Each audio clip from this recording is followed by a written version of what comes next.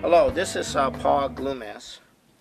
I'm a 40-year veteran activist with the LaRouche Political Action Committee.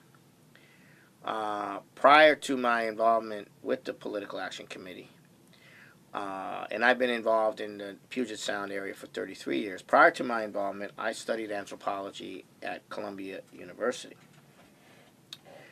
And over the years, I've been thinking extensively about the problem of anthropology being essentially that it, in terms of the origin of man on this earth and in terms of the origins of civilization, anthropology does not really recognize that human beings are human. And so when they look at the issue of the evolution of man's coming into being as a species from an evolutionary standpoint, they tend to look at the genetic similarities with apes, and they tend to look at the fossil from that standpoint, and they tend to look at the emergence of technology, at the emergence of culture in a similar way, as a kind of gradual process which occurs and which is going on, and it continues to go on. They tend to see themselves as products rather than as creative actors. They tend to see themselves as determined rather than willful creative actors. And when people say that we are created in the image of the Creator, or some other concept which means that we are willful and creative actors, and that we have the power to create, which is what the idea of the man in the image of the Creator is. This is just rubbish. This is just superstition. This is just religion. This is just an opinion. This is just people, who believe in God and what have you. Well, I'm not here to discuss religion. I'm not here to talk about religion. I'm here to talk about creating a new anthropology based upon the distinction between what a human being is and what an animal is. And so, what I develop is a concept as a starting point, and I base this on the work of Nicholas of Cusa, who looked at science and looked at the universe from the standpoint of a maximum and a minimum. And I also looked at Schiller, the poet of human development in the classical German period. And in his poem, The Artist, he actually describes in there the actual cultural evolutionary process in the best way possible about human beings. And that is that human beings have a quality of being able to perceive proportions, to perceive beauty. And also, I'll get into that in a second. But so the first thing is, what is the minimum on which the human species, on which you can have a human consciousness? What is the minimum that you can have a human consciousness? And that minimum is not a biological thing. It's a social thing. And there's something outside of the social process, but it's a social process and something outside the social process that allows for a socialization of concepts which animals do not have. The most important concept is the concept of the one. And the concept of the one is the basis for naming of objects. But the concept of the one is also the basis for being able to have the many. And this concept of the one is the essence of the kind of concepts that human beings have and share in a social process, without which they could not exist, without which you could not have consciousness, social consciousness, or human consciousness as we know it. And that social one, that concept of the one, is one of the key concepts on which human existence occurs within the group, because you have to have a sense that the group is a one, and you have to have a sense that you're a member of that group for survival to occur. You also have to have a sense that the concepts that create the social structure, that create the basis for consciousness, are not concepts which are derived from sense experience. They're not concepts which are derived from interacting with nature in and of itself. They're not concepts based on a utilitarian, how do we poke a stick in the right place, how do we sharpen a stick, how do we make an arrow, or make a cutting tool. Those concepts are necessary for the existence of human consciousness, which is necessary for the existence of human beings in society, which is necessary for the existence of the capability to do those sort of things. But just the knowledge, just having some imitation of somebody else's procedure that was witnessed and done is not the same thing. It's animals probably could, apes could probably be trained to do some of these things. So this question of the minimum is what I'm going to explore a little bit here, and go into then looking at some of the key issues in anthropology from the standpoint of the minimum. So this minimum that I'm talking about is the minimum for the existence of human consciousness. Now, there is a social minimum that exists, and there's also a cultural minimum for the social minimum to exist. And don't animals have intelligence? Don't apes have intelligence? Apes, wolves, elephants, dolphins, even bees. I mean, aren't they coordinated? Don't they have a kind of society? Don't they have a kind of intelligence? And they do. But human intelligence is not the same as animal intelligence, because human intelligence operates in a world of concepts which are beyond sense experience. And this is not a behavioral issue of learning to do this or learning to do that or learning to copy this or learning to copy that, but they live in a different space mentally of concepts which are socially created. They're socially socialized. But without those concepts, you couldn't exist. And those concepts are of the type of the one, a concept of origin, a concept of the unseen or spirits. Those are the kind of concepts that exist, that have to exist for the society to exist. Because to the mind, to the human consciousness, the sensory world is incomprehensible. And the human being is driven by a desire for comprehension. And why is the human being driven for a comprehension is the fact that the human being, in the social sense, exists in a different space. It's a moral space in the broadest sense of the word. It's a space of concepts of the type I'm talking about.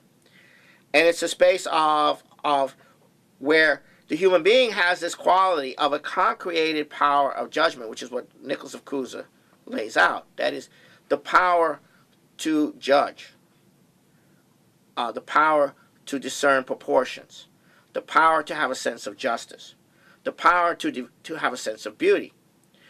And human being, the socialization of that power and the products of the effort to make comprehensible the incomprehensible physical reality, or the physical senses, what you experience through the senses, is that desire, that drive to make those things comprehensible is the essence of what distinguishes man from the animals. That's a different quality. It doesn't mean animals don't have intelligence. It doesn't mean that animals don't communicate with each other. But animals don't have this quality. And this quality is the essence of human cognition, beyond which a minimum if society collapses. Okay, now we come into the cultural question. In order for a society to exist, the society has to cooperate. The people in the society, there's no such thing as struggle of survival of the fittest. The human beings cooperate with each other. And existing in society means cooperation. It means sharing a certain concepts. But those concepts are created by individuals in the society. And those individuals are the leaders. And those individuals also create the identities on which the individuals in that society function, in that grouping function. And a culture is the actual product of all this entire process. Now, that culture has to develop greater power because there's a certain conflict between the identities one gets in the culture and one's perception of the incompleteness of those identities. So there's a certain desire for comprehension which is driving the whole process. And Schiller describes this in his poem, The Artist, best of all. And where the beauty in nature is provoking mankind to formulate, to create an imitation, which is that creating that imitation of beauty actually transforms man into a creative being.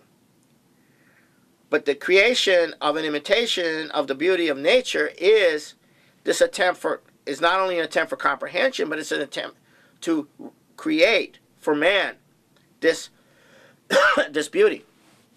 Now, at the same time, you have in the culture, you have a need for it to develop, because otherwise, if the culture becomes too fixed, then the society collapses because the individual is stifled, and the stifling of the individual in the culture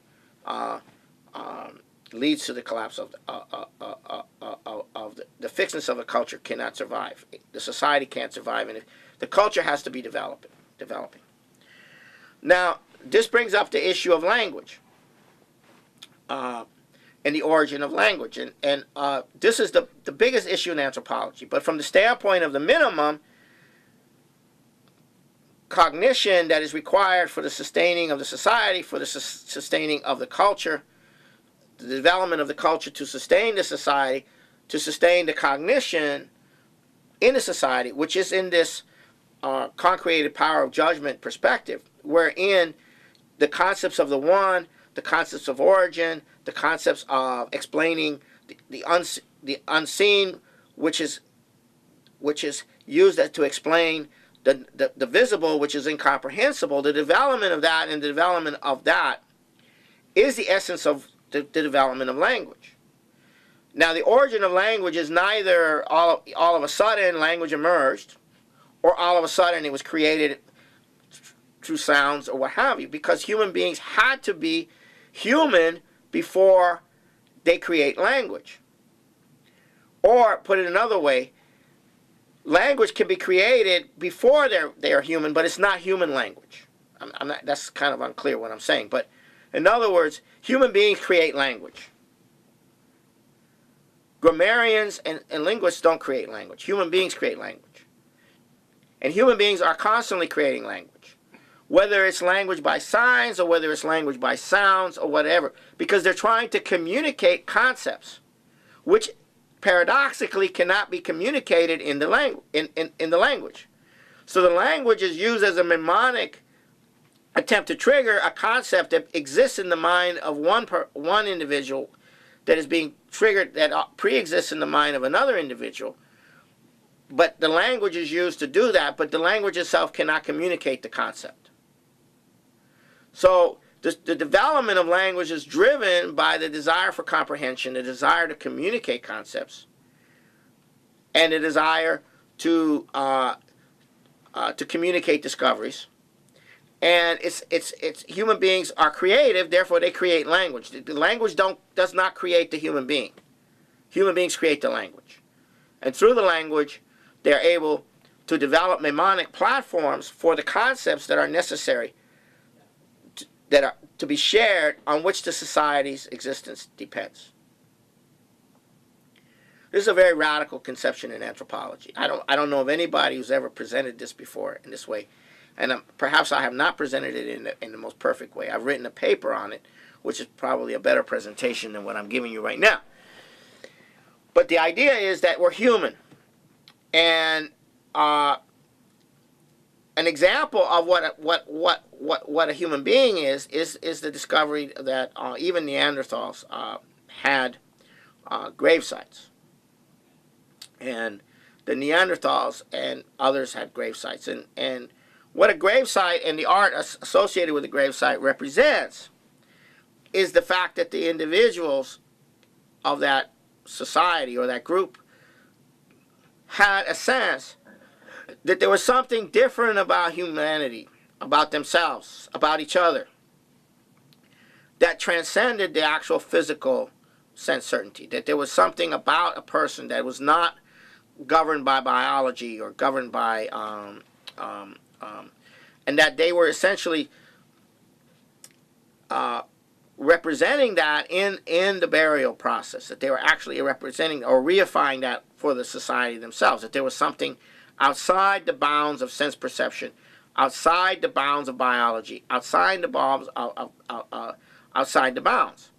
So essentially, this is an example of a perception of humans about the nature, their nature, which is not animal. Now, the other corresponding fact is that if a culture is stifling the creative process, the culture has to collapse. Because a population is expanding, there has to be creative breakthroughs in order to change the relationship that human beings have with the environment in order to continue to have human beings exist. So human beings are recreating themselves through creating and recreating culture. And when they are unable to do so, that's when the society collapses. No human beings can exist as animals. A lot of anthropologists and early explorers, when they came upon pre-agricultural societies, they thought these agricultural societies were very pristine because they didn't have the greed principle in them. People were very well behaved. And a lot of people thought that this primitive condition was the natural condition of man. But actually what they did not take into account is the dynamic of leadership that exists in every human society. No matter how primitive, there is leadership. And without leadership, those societies cannot exist. And the leader is not the strongest guy that goes out and is the best hunter. It's usually often the weakest person, or often a woman, who is the leader, spiritual leader. And what does a spiritual leader do? It creates the concepts, it creates the ideas, it creates the stories, it transmits the stories of origin, the cosmology that is created to explain the unexplainable, which is the physical sensations. And that the physical, incomprehensible, empirical reality that cannot be comprehended. So human beings create an approximation of some causality behind that, and that's in the form of discussing the unseen, or what might be shaping the visible universe. Animals don't do that. Animals aren't trying to figure out why this is happening or that's happening, or what's causing this to happen, or what's causing that. Animals don't do that. Human beings do that, and that's the nature of humanity from the very beginning.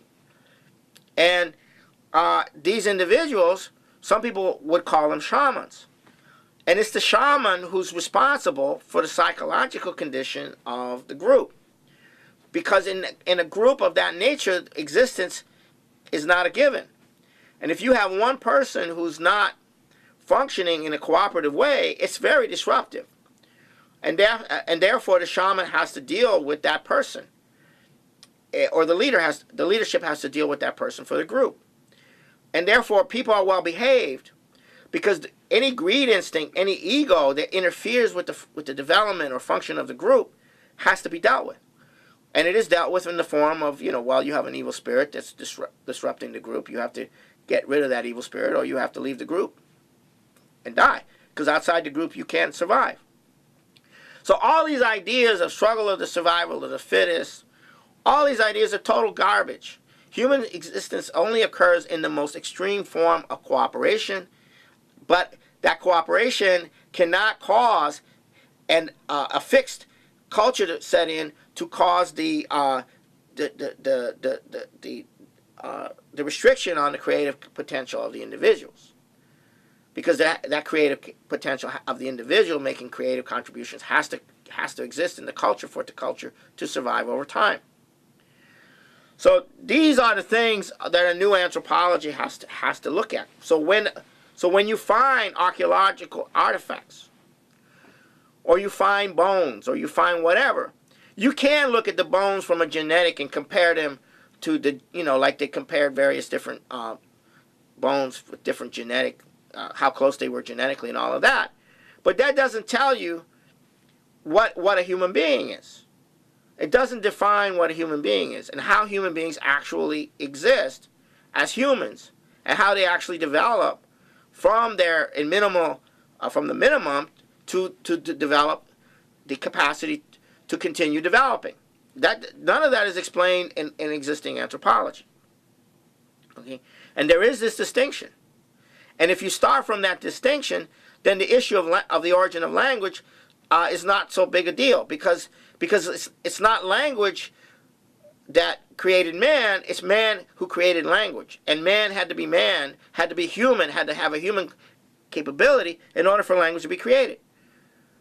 But that doesn't necessarily mean that humans had a full development of the larynx and everything like that before they were human. It just means that the process of creating a language was driven by the desire for comprehension. And animals have language. Animals have all kinds of languages to communicate. They can communicate emotions. They can communicate all kinds of things. But human beings are not functioning in an animal language orientation. Although they could.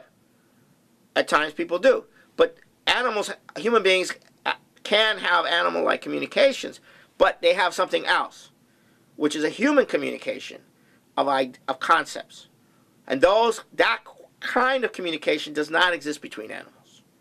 And the confusion that exists in the field of biology and the field of anthropology is there's no distinction on this. There is none. And this is big. This is huge, because people walk around thinking they're animals. They deny their humanity. It's implicit in the culture. It's implicit when you get an education in the schools. It's implicit when you study biology. It's implicit when you study sociology. It's implicit when you study anthropology. That you're nothing more than an animal, a complicated animal, governed by instincts, governed by premeditated genetics or whatever. And you're not. You're a human being. And you have that capacity of concreated power of judgment that can reflect upon your nature, that can reflect upon unseen spirits, that can that upon the fact that there's a one, you're part of a one. You're not just you. You're not just it. But that's a concept. That's not, you're in a wolf pack, right? It's not the same thing. And we, as human beings, are being treated very improperly, and a great disservice is being done to us by the disciplines of biology and anthropology today.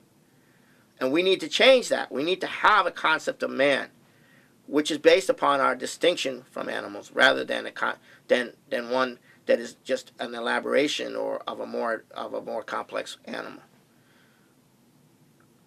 And that's what the new anthropology is about. Once you do that, then you're going to look at things differently. You're going to study archaeological digs differently. You're going to interpret what you discover archaeologically different.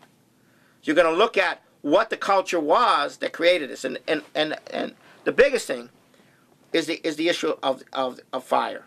What was the culture that created in man the lessening of fear such that fire could be played with?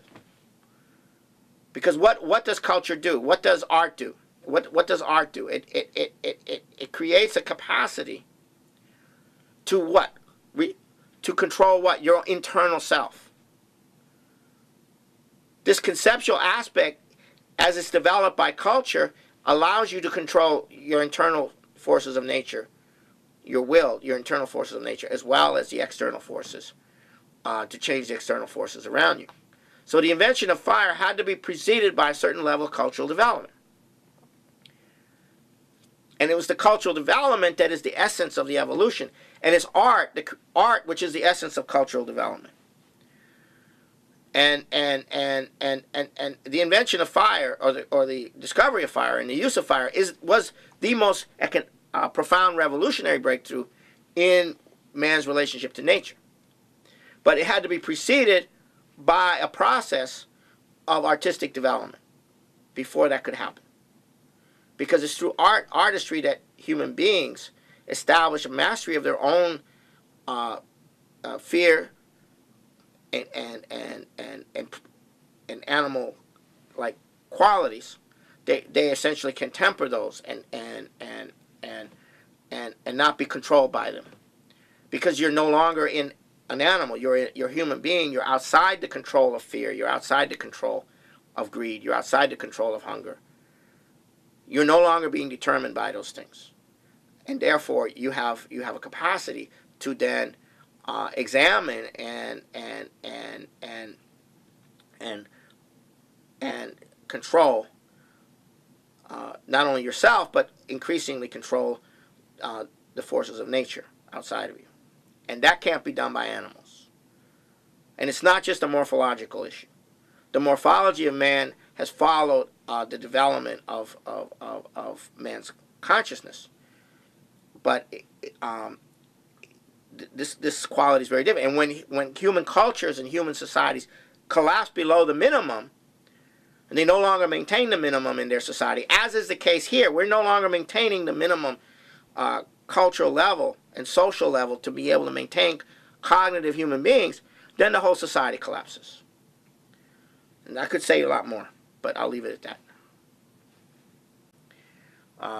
Prior to my involvement with the Political Action Committee, and I've been involved in the Puget Sound area for 33 years. Prior to my involvement, I studied anthropology at Columbia University.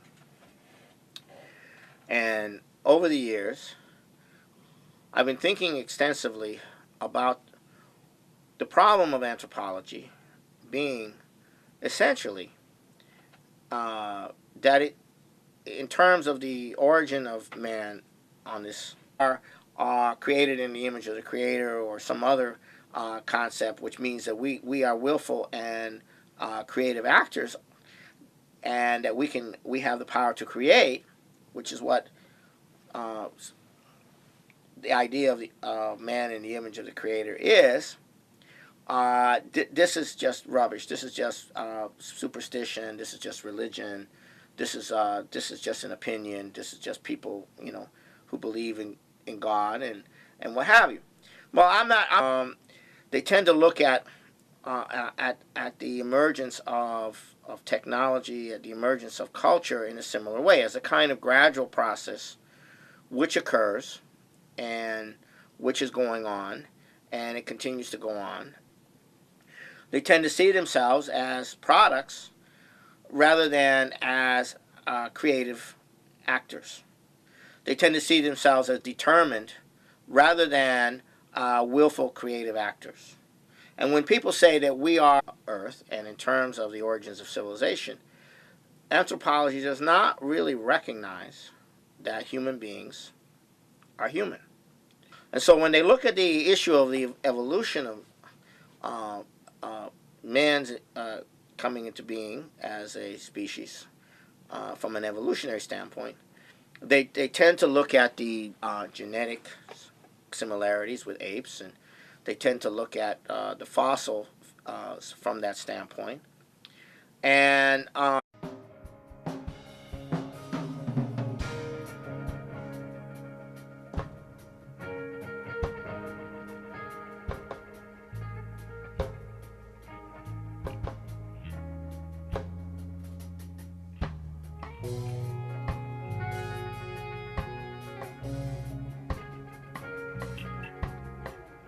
Hello, this is Paul Glumaz. I'm a 40-year veteran activist with the LaRouche Political Action Committee.